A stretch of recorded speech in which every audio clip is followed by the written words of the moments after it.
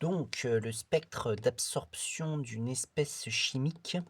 Donc, qu'est-ce que c'est que le spectre d'absorption d'une espèce chimique? Donc, la définition, c'est le spectre d'absorption donc d'une espèce chimique est la représentation graphique de l'absorbance à sans unité d'une espèce chimique en fonction de la longueur d'onde lambda, exprimée généralement en nanomètres du rayonnement. Donc, comment est-ce que ça se passe? Ici, on a l'espèce chimique. L'espèce chimique, voilà. Donc des fois, souvent elle est dissoute dans un solvant et pour l'analyse. Et donc ici, on a un rayonnement incident. Rayonnement un euh, donc incident. Et donc ici, on a le rayonnement transmis. Rayonnement transmis. Et donc entre le rayonnement incident, j'ai fait une flèche plus grosse que le rayonnement transmis. Eh bien, pourquoi? Parce que il y a une partie du rayonnement incident qui va être absorbée par l'espèce chimique. Enfin, parfois, hein, parfois ce n'est pas le cas. Et donc, le reste va être absorbé. Ce sera le rayonnement absorbé. Et donc, cela permet d'obtenir l'absorbance. Le rayonnement incident va euh, être de différentes valeurs, c'est-à-dire que sa longueur d'onde va changer au cours du temps. La longueur d'onde, c'est caractéristique d'un rayonnement électromagnétique, et donc on va faire changer cette longueur d'onde au fur et à mesure du temps, et suivant la longueur d'onde, l'espèce chimique ne va pas absorber pareil, il peut très bien absorber la totalité ou absorber juste une partie, etc. Et donc ça va permettre de calculer l'absorbance à partir de cela. Donc, ici, on a I, par exemple, on peut l'appeler I0, et ici, on a I, c'est ce qui est transmis, et à partir de I et de I0, on peut calculer l'absorbance. Voilà. Donc, je ne mets pas le calcul, mais après cela, une fois que l'absorbance est mesurée, donc ici, on a A, entre parenthèses, sans unité sur l'axe des ordonnées, et là, ici, on a la, euh, la longueur d'onde. La longueur d'onde, généralement, là ici c'est en nanomètres,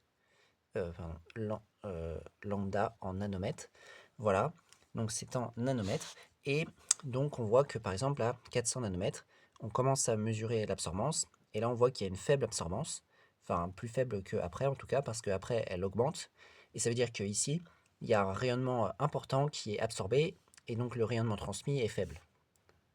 En tout cas plus faible qu'en bas, parce que ici, par exemple à 650, là on voit que eh bien, il y a une forte quantité de rayonnement qui va être absorbé, et il y a une faible quantité de rayonnement qui va être transmis, enfin forte quantité de rayonnement qui va être transmis, voilà, et c'est pour ça que l'espèce n'absorbe pas à cet endroit-là, par exemple.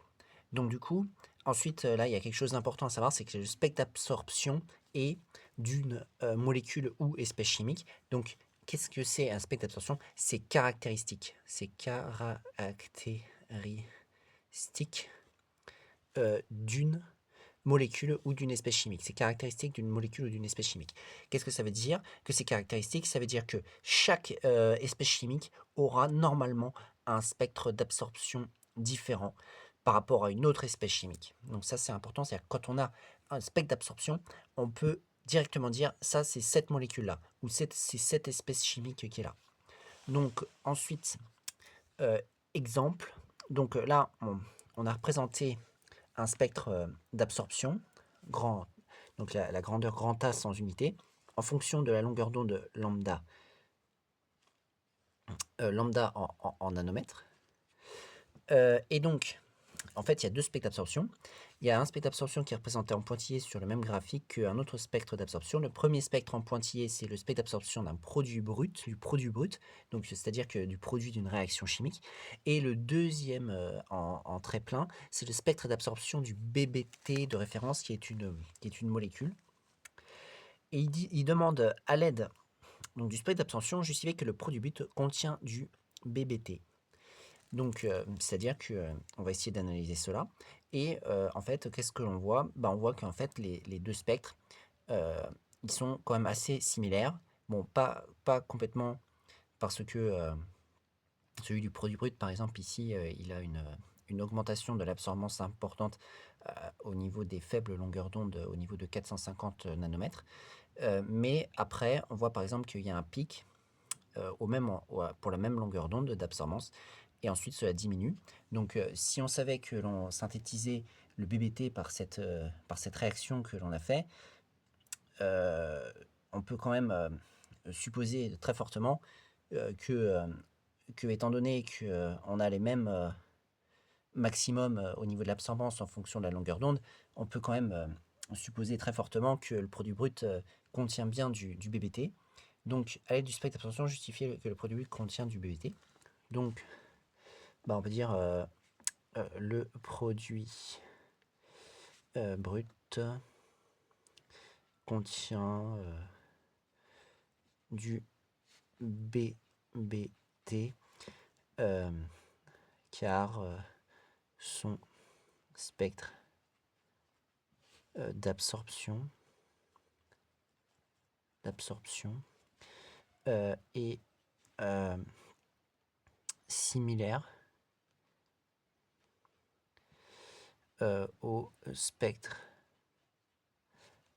d'absorption, du BBT, entre parenthèses, même, même maximum d'absorbance, même maximum d'absorbance à environ, on va dire que c'est à 580 nanomètres. Donc voilà.